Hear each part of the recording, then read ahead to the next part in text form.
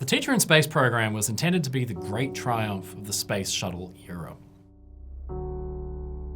From orbit, the chosen teacher would be able to teach lessons and inspire millions of children across America to enter the STEM fields, which focus on science and math. It would cement NASA as an essential American institution and revitalize interest in space development among the public. And then it blew up live in front of millions of people. Hello time travelers, I'm your friend Mike Brady. And this is the story of the Challenger disaster, the loss of 6 astronauts, and the tragic death of Christa McAuliffe. 1, 0, liftoff.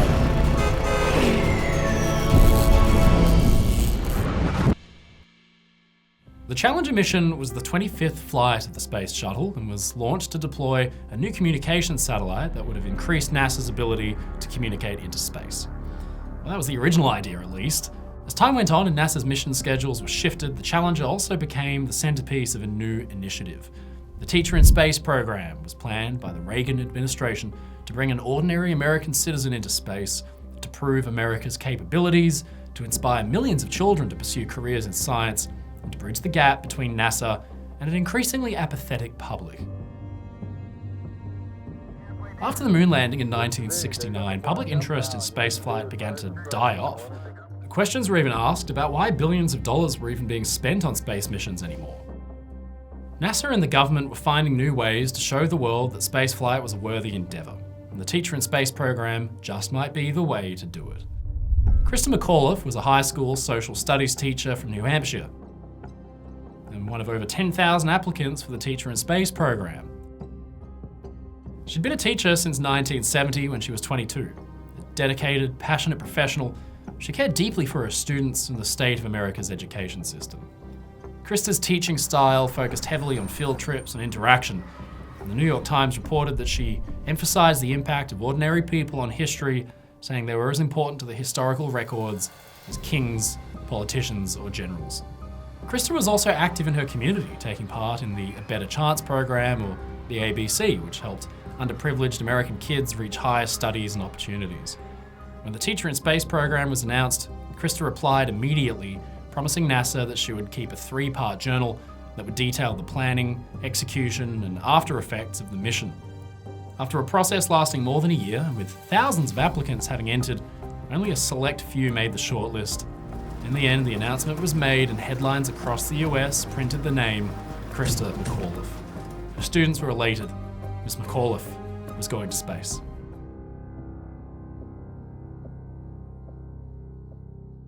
In 1985, Christa reported to NASA in Texas to undergo training.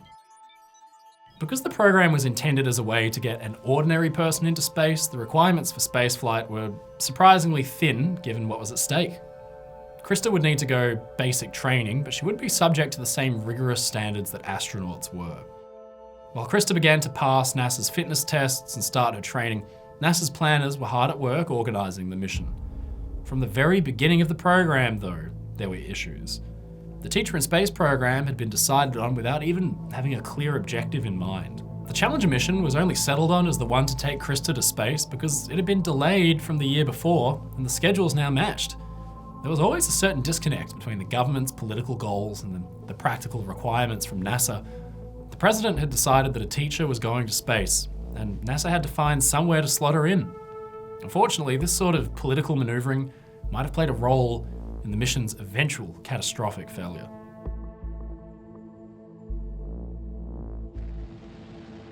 It was an unsettling fact for NASA that public interest in space development had faded since its heyday in the 1960s. It had been decades since anything had captured the public's imagination quite like the moon landing had. It was hoped that by putting a regular person into space and broadcasting her experiences, NASA would once again be able to inspire the public as it once had. As part of these preparations, McAuliffe spent months before the launch travelling the country and giving interviews on television. She became quite a celebrity before the launch. Every effort was made by NASA to make her an appealing candidate for the program. When all was said and done, the Teacher in Space program wasn't a scientific mission. It was a cultural stunt designed to boost support for NASA. Christa herself reportedly commented before the launch that although she appreciated the opportunity to fulfill a lifelong dream and go to space, she felt she was being used by NASA for political purposes. By January 1986, the Challenger mission had been prepared. The shuttle and its enormous boosters sat towering in the launching cradle at Cape Canaveral in Florida. It would be the vehicle that would carry Krista and the rest of the crew into orbit at 28,000 kilometers or 17,000 miles per hour. It looked mighty and impressive, but there was an unforeseen problem. 1986 was an unusually cold year for the north of Florida, and in January, temperatures were dropping below freezing.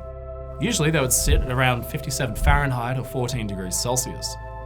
The launch was delayed several times due to these conditions, but on the 28th of January, the decision was made that the shuttle should be launched anyway.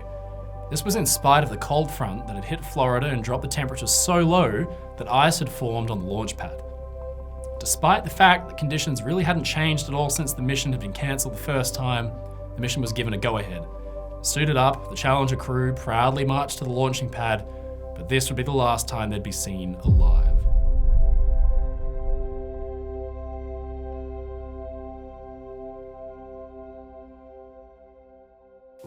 Cameras were switched on. Around the country, millions of television sets were tuned in. With the usual process and rigmarole, the countdown began. In stands miles away, family and friends of the Challenger crew watched with a mixed sense of apprehension and extreme pride. Among them were Krista's elderly parents. They surely couldn't believe that their little girl would be going to space. They held each other close in the chilly January air and waited. With a roar, the Challenger's rocket engines burst into fiery life. And then, like a giant hand had lifted the monstrous vehicle up, it began to soar skyward, faster and faster until, by 11:38 a.m., it was arcing triumphantly in the sky. It had gone well. The shuttle had cleared the launch pad. It was well on its way. Krista's parents hugged and grinned, but then something went wrong. A small flame sprouted from the side of the shuttle. It quickly expanded into a fireball.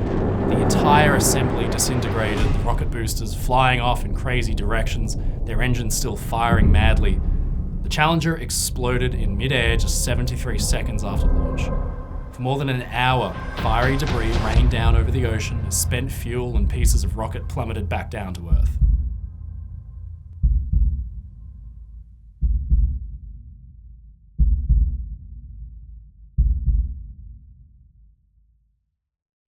The observing public was left distraught at having watched the disaster play out in real time. None of the crew made it. Commander Richard Scobie, pilot Michael J. Smith, and astronauts Ellison Onizuka, Judith Resnick, Gregory Jarvis, and Ron McNair were all lost. So too was America's sweetheart, the elementary teacher from Boston, Krista McAuliffe. It wasn't just her parents who'd watched it happen. Back home, her entire student cohort had watched it live on TV.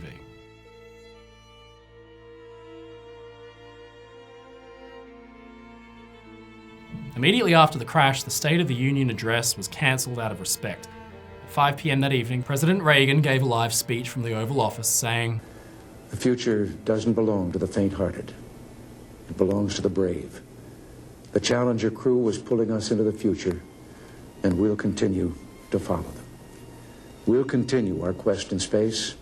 There will be more shuttle flights and more shuttle crews, and yes, more volunteers, more civilians, more teachers in space. Nothing ends here. Our hopes and our journeys continue. We will never forget them, nor the last time we saw them, this morning, as they prepared for their journey and waved goodbye and slipped the surly bonds of Earth to touch the face of God. Thank you." They were inspiring words, but they weren't enough to undo the damage that had been done to NASA and the American space program as a whole. With the country in shock and mourning, serious questions began to be asked. The Rogers Commission was organised to investigate the failure of the Challenger and in June delivered a report that condemned NASA as a whole. The organisation had been assigned too much work with not enough resources and had allowed its leadership to become disconnected from the engineers. For the next few years, NASA underwent a structural shift as the report's suggestions were implemented.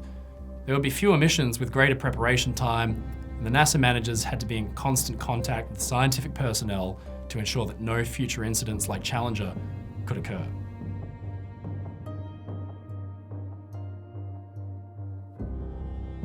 Disturbingly, what had actually gone wrong on board the rocket was actually foreseen by many engineers on the ground and then ignored by NASA officials. The O-ring seals on the rocket engines were a rubbery material that was designed to seal the joint between the individual sections of the solid rocket boosters. Surprisingly, the O-rings hadn't been designed to work in freezing temperatures.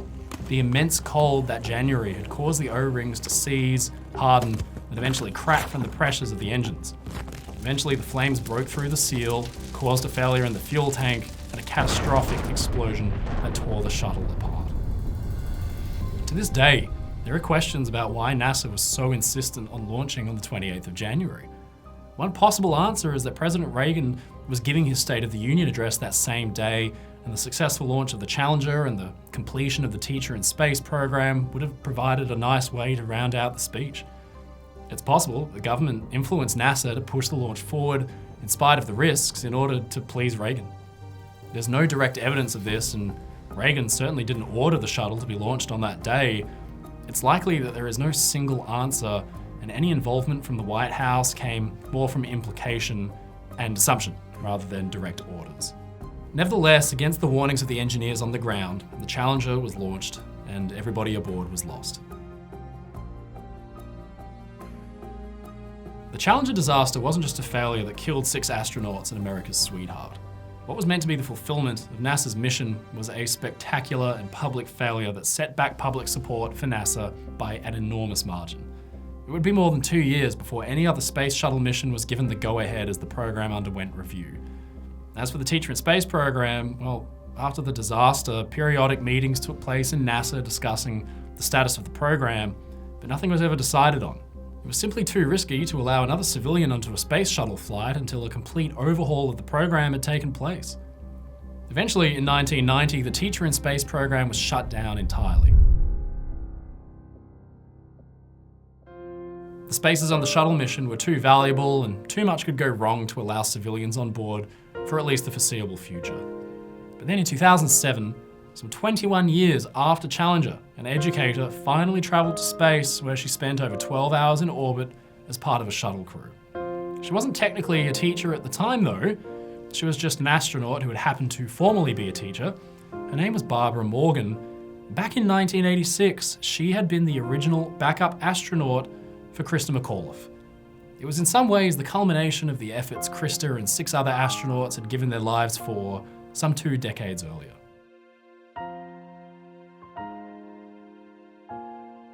Today, Christa is remembered through memorials and monuments throughout the US.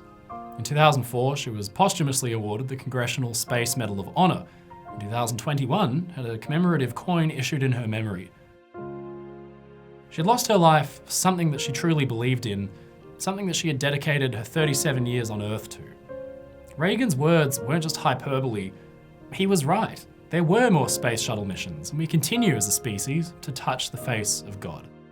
For Christa's part, she is probably best remembered by her inspirational words. What are we doing here? We're reaching for the stars. May your future be limited only by your dreams.